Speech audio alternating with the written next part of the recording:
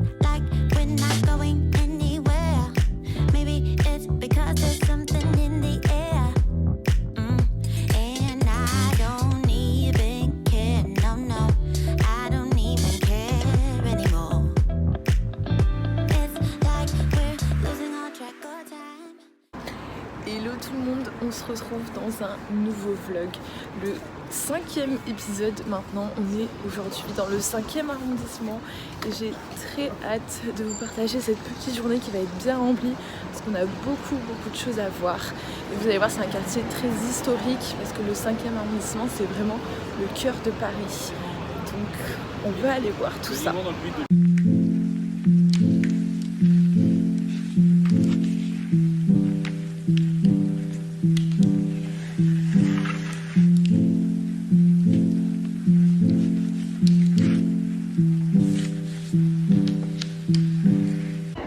Premier stop de cette journée, je vous emmène dans la rue la plus étroite de Paris qui est juste ici. Au final, elle n'est pas si étroite que ça, c'est la rue du Chat qui pêche.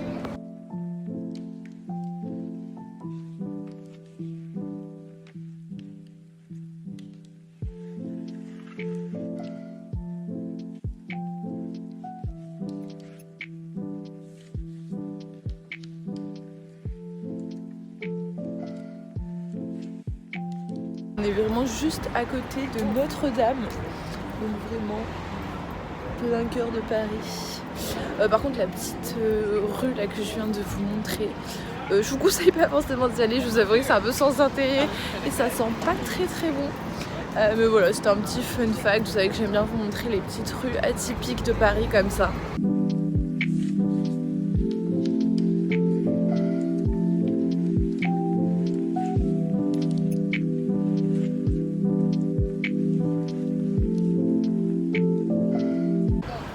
Et toujours juste en face de Notre-Dame, vraiment à côté de la rue que je viens de vous montrer, vous avez une magnifique librairie qui est Shakespeare & Company, qui est une librairie anglaise et qui est très connue pour être déjà magnifique et avoir bien plein de livres en anglais que vous pouvez acheter. On va aller faire un petit tour pour voir ce que ça donne.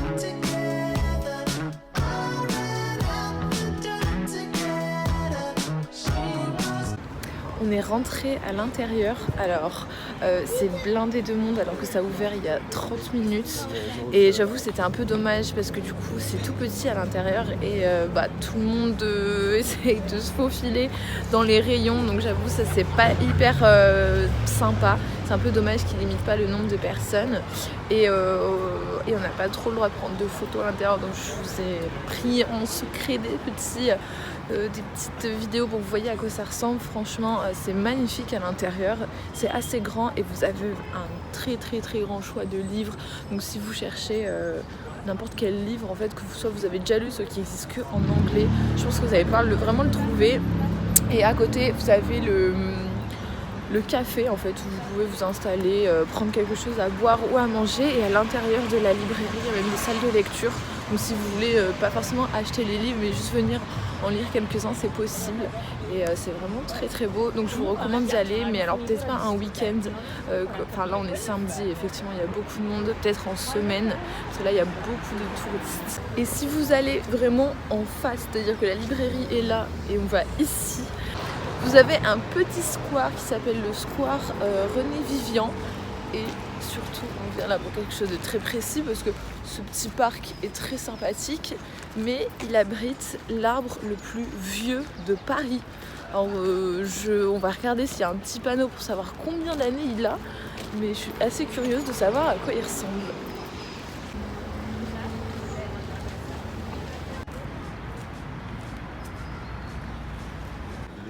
Alors l'arbre est juste ici, honnêtement il n'est pas en grande forme, on vient de voir qu'il a plus de 400 ans. Il a plus de 400 ans parce qu'il a été planté en 1601 Donc écoutez, il est vraiment pas très beau, on va pas se mentir, mais au moins vous saurez où se trouve l'arbre le plus vieux de Paris.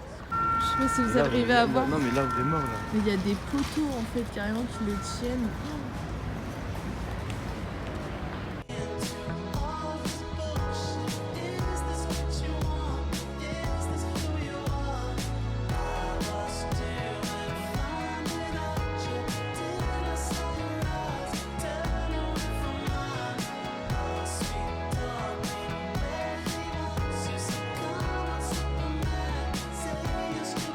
Les amis, en allant un peu plus loin, on est rue de la Parcheminerie et on a trouvé une deuxième librairie anglaise et qui est vraiment sans personne à l'intérieur.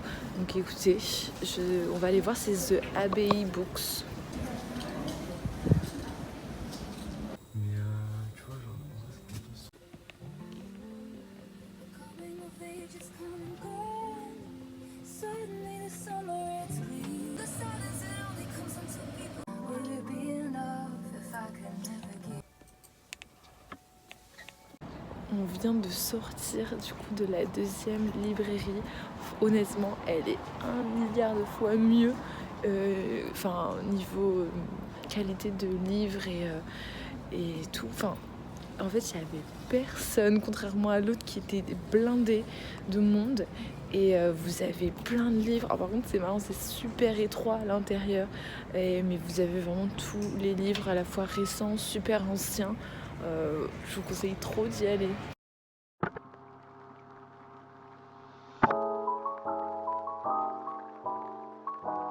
Maintenant, on est un peu plus loin dans le 5e. On est à Cardinal Lemoine et on va aller voir quelque chose de très historique. Encore une fois, on va aller aux arènes de Lutèce, donc les anciennes arènes de Paris. Je n'y suis jamais allée. J'ai très hâte de voir à quoi ça ressemble.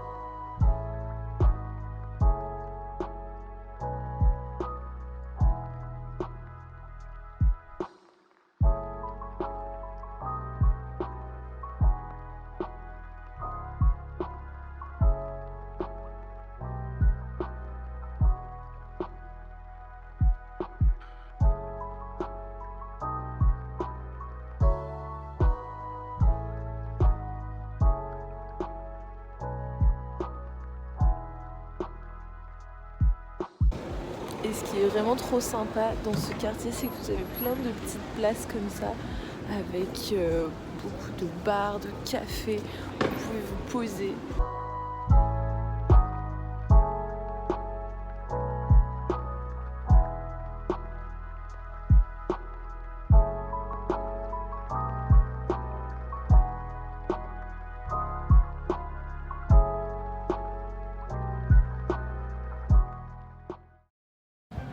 Maintenant, on arrive dans un endroit totalement cliché et inutile. Mais est-ce que vous reconnaissez cette porte? Nous sommes devant l'appartement de Emily in Paris. Et bien évidemment, si vous reconnaissez, c'est le restaurant de Gabriel.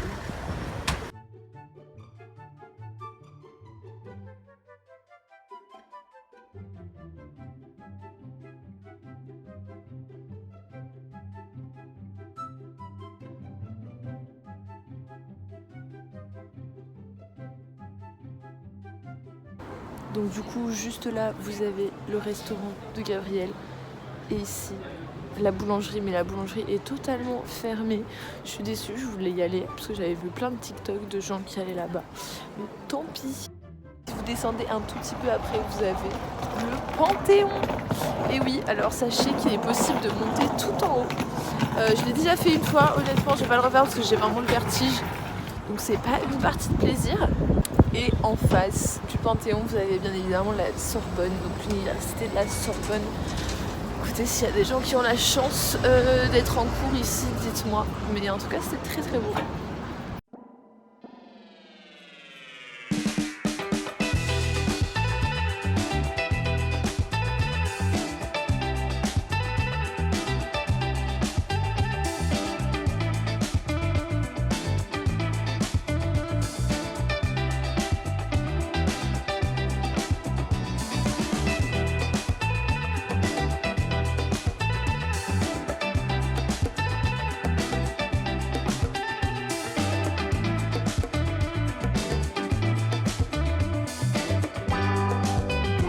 Les amis, il faut que je vous raconte quelque chose de notre péripétie de ce midi. Alors, vous voyez, on est dans la rue, vraiment à côté du Panthéon. Et j'avais repéré un petit brunch qui est juste là, qui s'appelle chez Josie. Josie, ouais, quelque chose comme ça. Et qui fait un menu brunch à 21 € le week-end. On attend et au final on a attendu plus de 45 minutes. Et je vous avouerai qu'en fait ça nous a un peu découragés. Et en plus quand on regardait par la fenêtre, on voyait que ça avait pas l'air si fou que ça. Et du coup en regardant un petit peu ce qu'il y avait d'autre dans la rue, on est tombé sur ce restaurant vietnamien qui vraiment ne paye pas du tout de mine. Qui a l'air ultra classique et mon réflexe, je regarde toujours quand même la note sur Google et il était très bien noté. Ça s'appelle le Petit Saigon. Du coup on y est allé et je vous jure que c'est le resto, en tout cas vietnamien, le meilleur que j'ai jamais mangé. C'était tellement bien assaisonné, les gens étaient adorables. Franchement, je peux que vous recommander d'y aller, de tester. C'était vraiment pas cher pour 2 personnes avec entrée et plat. On en a eu pour 35 €. Donc franchement, c'était ultra rentabilisé et on a très très bien mangé.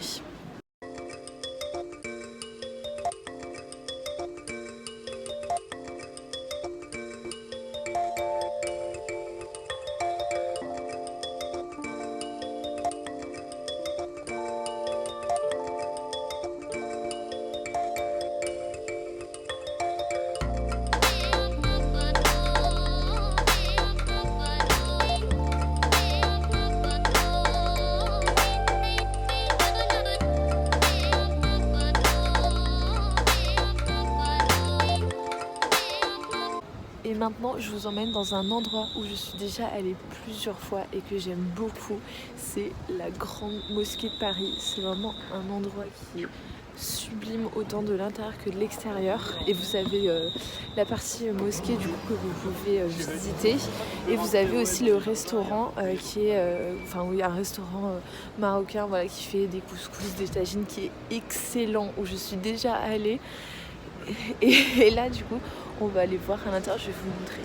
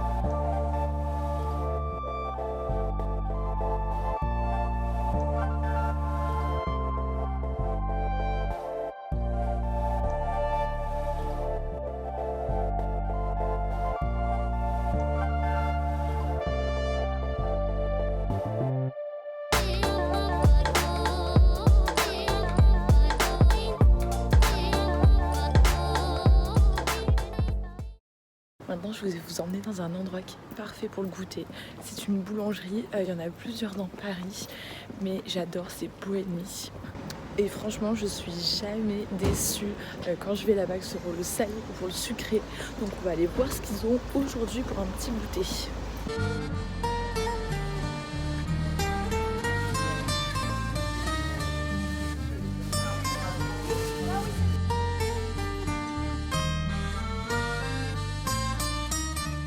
Et le dernier endroit que je voulais vous partager dans cette vidéo, c'est le musée médiéval en fait, de Cluny, et où il y a aussi les thermes, enfin les anciennes thermes de Paris. Donc les anciennes thermes, c'est vraiment tout ça.